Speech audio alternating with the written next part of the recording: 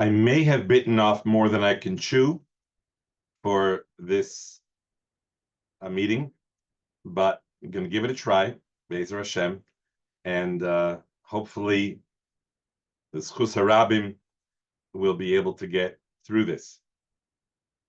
The issue is the idea of Olam Chesed Yiboneh. Olam Chesed Yiboneh means that the world was only created for Chesed. One-way street. It's only created for Chesed. Kadosh Baruch Hu is only a nosein, is not a mekabel, and he is just, there's a flow of Chesed.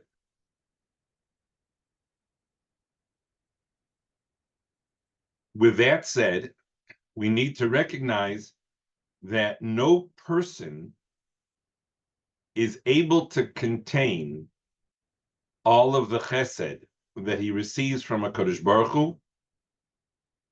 He can't contain it without going one of two directions. So let's get this clear. One direction is that a person falls into entitlement and arrogance. Again, that's because he doesn't have the ability to contain all of that which he is being given. So he slips into arrogance and entitlement. The other way that he can go is that he can go to the range of gratitude. Gratitude saves him from the arrogance and entitlement, but it very quickly overflows its banks. And if it doesn't have a kli to contain it, it will not be sustainable. And that eventually it will cause the person to lapse into embarrassment or pas v'shalom into entitlement and arrogance. So there needs to be a place to go with that stream of chesed, and gratitude is the opening to that, but it won't be the kli, it won't contain it. In order to contain it, there are three containers that were discovered by the Avos, three containers. The first container, that which Avram Avinu discovered, is the container called emulation. We've mentioned it, but let's go back and just make sure that we have it clear. Avram discovered that the flow of chesed in the world was unsustainable. And it led people to arrogance. And then as soon as there was a correction, in order to humble the person, in order to bring him down from his arrogance, that was only a preparation for more stream of chesed, which runs against the way he might advise the creator. He would advise the creator, if you want to sustain the system, take your foot off the gas of so much chesed. And then they won't slip into arrogance, because hungry people or people who are not in a good matzav don't become so arrogant. But that's not what happens. As soon as the correction is in place and the person is hopefully, or the klal is humbled, the chesed is in full stream. And the only purpose for the humbling is only in order to facilitate more of the chesed, so that the chesed stream can be endless. In fact, Vayisatzev elibo, what Hashem was upset about when he had to destroy the world was only that he couldn't give them more. So what Avram understood is that the thesis or the theme of the world is chesed. That becomes the reason for the world's existence and the purpose of the world's existence. So that the world has, the reason why the world was created was to bestow chesed, and that is the mission of the world, is the bestowing of chesed. And so he found emulation to be a human being's role or mission. And what he did in the process is he discovered a way to prevent man from lapsing into entitlement and arrogance. He also found a way to deal with the sense of gratitude, is that he converted all the gratitude into emulation. So the gratitude didn't stand in its own. It had a utensil, it had a kli to go into, and that kli is called emulation. And in that way, Hashem keeps on bestowing more and more shefa and chesed on Avraham, and Avraham takes it and bestows it on others, and he has cracked the code. In fact, we find Hashem saying to Avraham, Tafasta umenasi, bo levosh levushi. You took over, you took my job. You cracked the code. You took my job. Well, you might as well wear my coat. And so Avram is granted this beautiful hadras panim of old age. As Hashem says, I can just give him and give him and give him. So it's exactly why I created the world. And Avraham never is in danger or at risk because he has found the cycle of emulation. And in so doing, he's able to contain the gratitude in the kli called emulation. That's what Avraham does. All of the avos carry forward with this sense of emulation, as we say in Shmoneh Esrei B'Zocher Chazdei Avos. All of the avos carry that forward, but Yitzchak found a unique path, and that is that everything in the world, every moment, every object has a mission, has a purpose. Everything, there's nothing superfluous. Everything has a mission and a purpose. That is a concept that we call avoda or din. And in that way, everything that he is showered with comes with a tag of its purpose or mission. And he's always responding to the purpose and mission of every moment and every asset that exists in the world. And so he has channeled his gratitude into this avoda of din, where there's no fear and no risk that he'll go into entitlement or arrogance, because he sees everything in the world as commanding, as demanding or calling out for it to be used, and that is the avoda of din. So he's carrying forward the idea of emulation, but he found a specific application in the world of din, which means that his immunization, if you will, his chisun, his immunization against entitlement or arrogance, is because everything has an invoice. Everything comes as a job. Everything comes as a call. And so there's no freedom to say, wow, look at me, I'm entitled or arrogant, because the system of din doesn't allow for that. There is no room for entitlement or arrogance.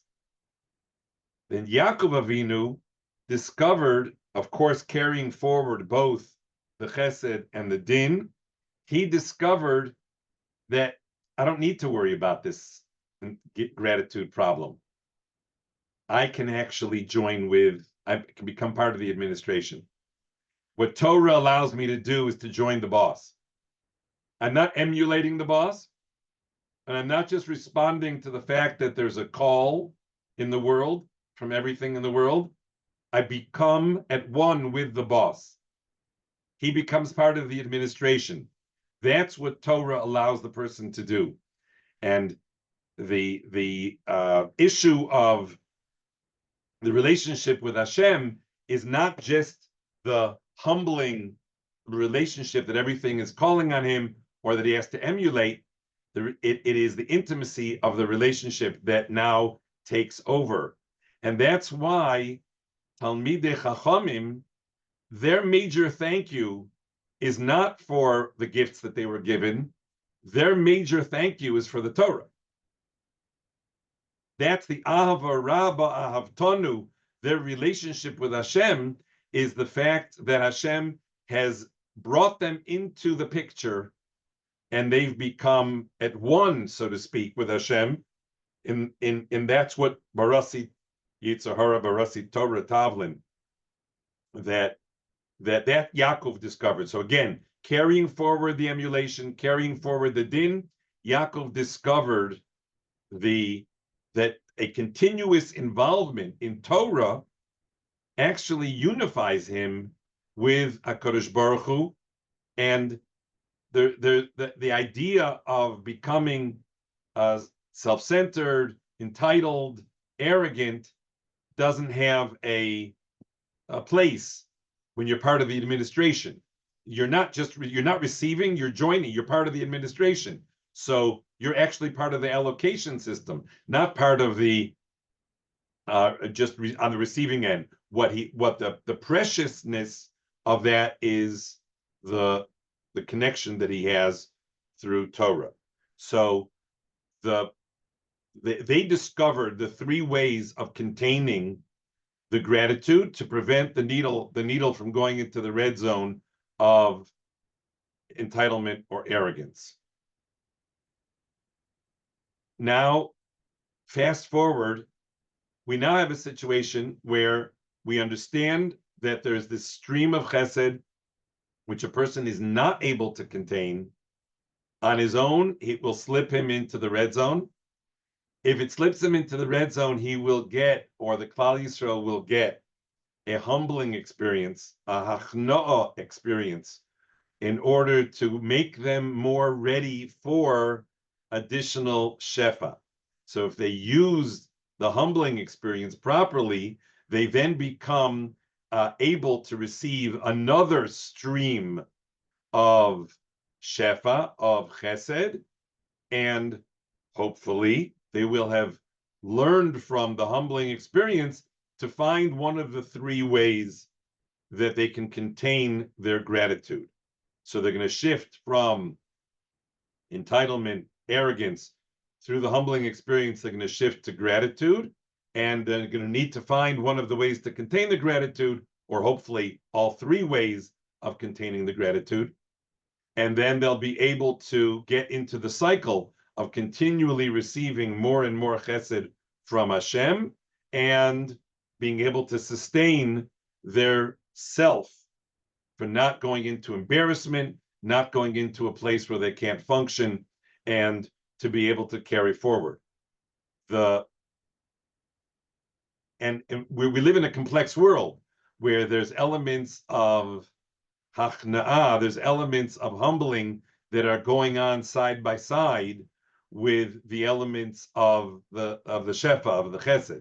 So it's not just shefa and chesed and then a pause for hachna'ah, although historically that is the way it looks. You look at Spain, you look at certain experiences, and it does seem as though it's just a rush of chesed and then a pause of a correction pause for hachno. But what we're looking at is that if somebody does not actively engage in these three containers, he will not have a place to put his gratitude. He will end up with entitlement and arrogance. It is guaranteed. You can sign a piece of paper that says that this person, who when he was a young Avrech, he was deeply involved in Torah. He did, when he started making money, he was deeply involved in chesed and emulation. He was a serious person and he saw things as calling upon him. And all he did was become a little bit complacent. That's all he did. He started feeling as though, okay, Torah is good. I'll give a shiur from time to time. There was no intensity to that. The intensity of the emulation went back into, well, if I feel like it, or depends on the cause sounds good. And he slipped in the area of seeing everything as having an invoice, of having a tag on it, of what needs to be done with it. And guaranteed, it's just a very short amount of time, he will slip into the red zone of entitlement and arrogance. There's no way out of the system, because we are designed to be unable to contain all of the shefa of the chesed. There's no way that you can't like short circuit the system. You're going to need to find some kli to be able to put that in. And so the world operates in this relationship with Olam Chesed Yiboneh. Avram understood it at its core, and therefore he understood that the mission is emulation. Yitzchak understood that everything in the world therefore has a purpose, so he saw everything and every moment as demanding its purpose, and therefore there's no room for entitlement or arrogance. And Yaakov understood that we were meant to actually join with the administration. We were actually meant to study and to engage in the mitzvos, not just because we're going to then receive reward, but because we are now involved and engaged together with Ribono Shalom. By the way, this gives a new meaning to the concept of tzipisa liyeshua. Tzipisa liyeshua feels like an odd thing to ask a person right after they're done with their life. Did you look forward to what? Did you look forward to things getting better? That's what we ask him. And that's like a critical question. Did you look forward to things getting to Hashem's salvation? And the answer is, that's not the question. The question is, did you understand that what Hashem wanted to do and wants to do is to continually give more shefa? Did you look forward to Hashem being able to give that shefa? Did you yearn for Hashem being able to give that shefa? Of course, implied in that question is, did you do everything you can to make yourself a receptacle of that shefa? And did you yearn, since you know that that's what Hashem wants? Did you want what Hashem wants? Hashem wants to shower us with shefa. Did you yearn for what he yearned? And that's why it's not an issue of somebody just wanting to get relief from their troubles. There's a sense that a person is joining and recognizing the purpose of the world and is yearning for Hashem to be able to give what he wants to give. But if we're not going to play ball, then all we're going to be getting are these corrections and hachna'as. Well, then you're frustrating kivayachol, you're frustrating the plan of creation. And so did you yearn for Yeshua is not simply, did you look forward to things being better? Did you look forward to Hashem being able to have the world that he wanted? A world where he never has to hold back, where there's absolutely no reason for him to hold back because nobody is slipping into the red zone. And so he can continuously shower the world with chesed, which is why he made the world. Did you yearn for that? If you yearned for that, then you can answer, yes, I was with HaKadosh Baruch Hu on this. I wasn't simply sitting and hoping and wishing that it would happen. I was yearning that he should be able to have what he wants. Chazal say that Moshe Rabbeinu wanted to go into Eretz Yisrael. The Gemara asks, the Medrash asks, why did Moshe want to go out to Yisrael? What, he wanted to drink its water? He wanted to eat its fruit? Surely, that's not why. No, he wanted the mitzvos. What, he wanted the mitzvos so that what? And Hashem says to him, I know that you want it, so I'm going to consider it as though you did the mitzvos. What did he want? Was he looking for serving Hashem al manas l'kabel pras? The answer is no. He knew that Hashem gets great joy and pleasure and nachas ruach from showering us because of the mitzvos that we do. So he wanted to do more mitzvos so that he would be able to grant Hashem, so to speak, that showering. And that is how he didn't do it because he wanted to rack up more points. He did it because he was tzipisa liyeshua. He wanted Hashem to be able to get what Hashem wants to do, which is to continually shower the world with more and more chesed. So this is just a top view, and hopefully we'll flesh it out and we'll ask more questions. But it is a top view of how a person is meant to relate to the Olam Chesed Yiboneh.